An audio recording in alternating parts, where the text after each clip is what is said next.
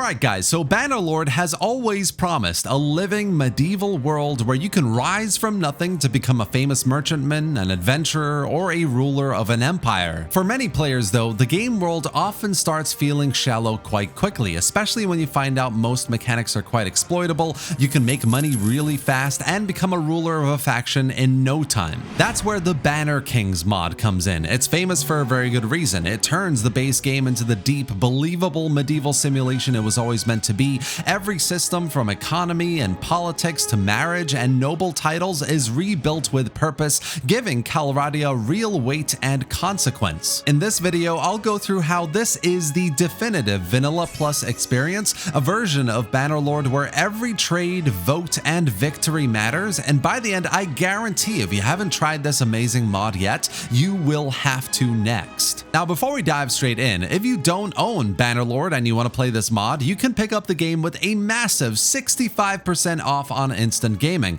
a reputable game key reseller that I've been using for a little while now. They have a fantastic roster of other games on sale as well, like Crusader Kings 3, Europa Universalis 5, or even the entire Total War catalog, all with big discounts. So if you're thinking about buying, make sure to click the link below to get all of your games for cheap and support the channel at the same time. Now let's get back to the video. Where most Bannerlord mods aim to add spectacle, new armor, new eras, Banner Kings focuses on depth and redefining what Bannerlord's medieval sandbox can be when every part of it actually feels alive. Instead of replacing Calradia, Banner Kings transforms it into a functional feudal world governed by believable systems of economy, politics, and social hierarchy. The result is a truer, much more balanced version of Bannerlord, where every noble, peasant, and wanderer exists for a reason, and every victory has consequence that ripples across the entire map. Now, the core of this transformation is in how Banner Kings ties together all the invisible systems that once existed in isolation. Villages now have real populations whose happiness, faith, and material need drives their productivity.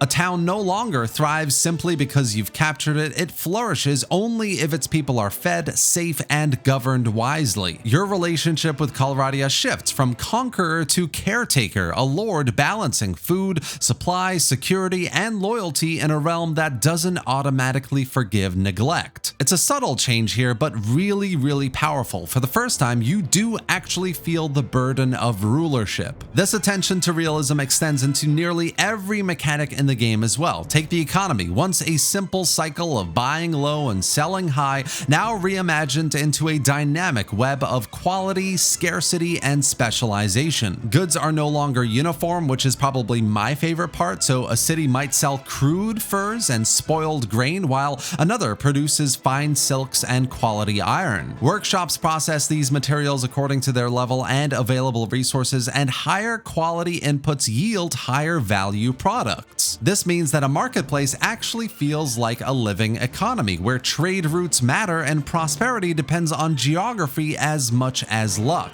Even crafting has been stripped of its exploits and rebuilt into a genuine profession, which I love. In vanilla Bannerlord, smithing could make you rich before your character hit even 30. In Banner Kings, mastery takes a lifetime. Low-tier weapons melt down into base materials, while only the rarest, most expensive arms yield advanced metals. A character who begins at 20 might still be hammering away into his 40s, halfway to mastery, because progress isn't meant to be instant. It's meant to feel earned, and for the first time, it actually does. That same philosophy applies to wealth and property as well. Workshops, once trivial investments, now cost hundreds of thousands of dinars and require real commitment from the player. Their profit margins are tied to resource availability, local development, and your stewardship skill, and in one of my campaigns, my lord managed to scrape together enough gold for 3 mid-tier workshops, a tannery, an ironworks, and a brewery, which together produced a modest 2,000 to 4,000 dinars daily.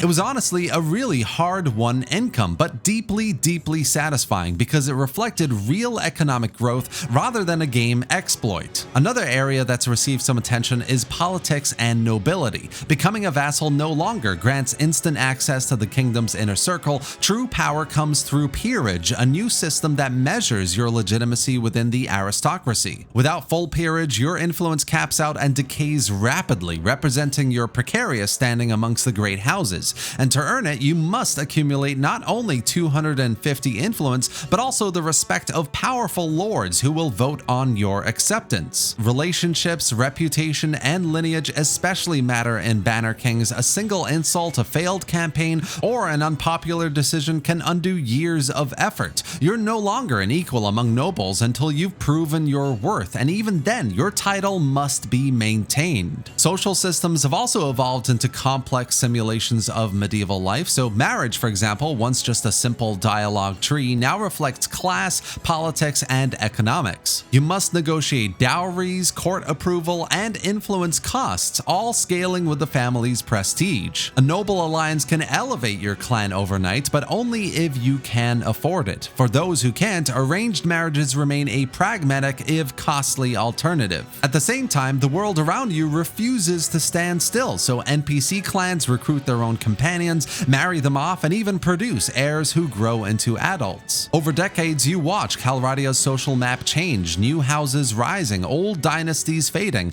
as your own lineage carves its uncertain place in history. Now, over on the warfare side of things, while Banner Kings doesn't radically alter Bannerlord's combat mechanics, it transforms the meaning of battle. In vanilla, wars often feel isolated events, convenient ways for the player to gain renown and land. Here, war is the culmination of months of preparation, the product of logistics, diplomacy, and governance. Armies march not because you can afford to, but because your economy and reputation can sustain it. A single campaign can define or destroy the realm. That weight changes how you approach every decision leading up to a major war. So the mod integrates warfare into the broader rhythm of feudal life. Armies gather more slowly, supplies deplete a lot faster, and morale matters in ways that extend beyond the battlefield. Troops are drawn from villages that need food and stability to survive. If your lands starve, your army weakens, and defeat can spiral into famine and rebellion, while victory restores faith and unity. Essentially, Banner Kings makes you feel the true cost of war, not just in golden soldiers, but in the well-being of your people and your land. Recruitment and quality are now reflections of your realm's prosperity as well, which I really like. So rich, well-fed fiefs produce competent levies, while a war-torn village offers little more than peasants with pitchforks. Every casualty carries weight because replacements take a lot of time, training, and resources. Gone are the days of replenishing armies instantly from random taverns. Your strength depends on how you rule as a lord. Even your companions and nobles respond to your reputation. A disreputable lord will struggle to rally capable allies. And geography too plays a much greater role in this mod. The slower passage of time and longer seasons make movement feel deliberate.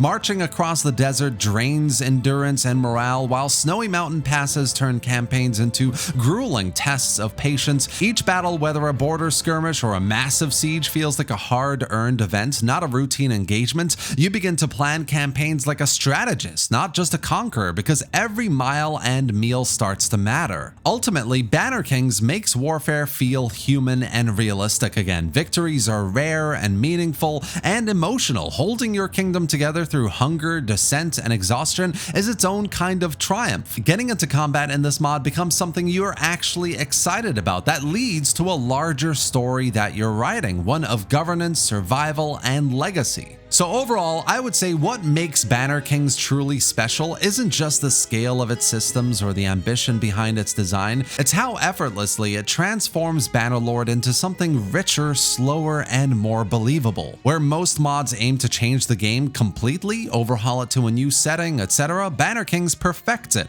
It feels less like an addition and more like an evolution of the game, the version of Bannerlord that was always hiding beneath the surface. Every familiar mechanic from trade to titles finds its way in a cohesive world that finally behaves as you would imagine a medieval society would. And that's exactly what makes Banner Kings the definitive vanilla plus experience. It doesn't dazzle with spectacle or demand new lore, new settings. It simply makes Bannerlord better in every way that matters. And that's essentially it for today, guys. I really hope you enjoyed this video and found it informative. And if you don't own Bannerlord, remember you can grab it on a massive discount using my instant gaming link below. Let me know what you think of the Banner Kings mod in the comment section below. Subscribe for more videos just like this, and thanks for watching, guys. I'll see you next time.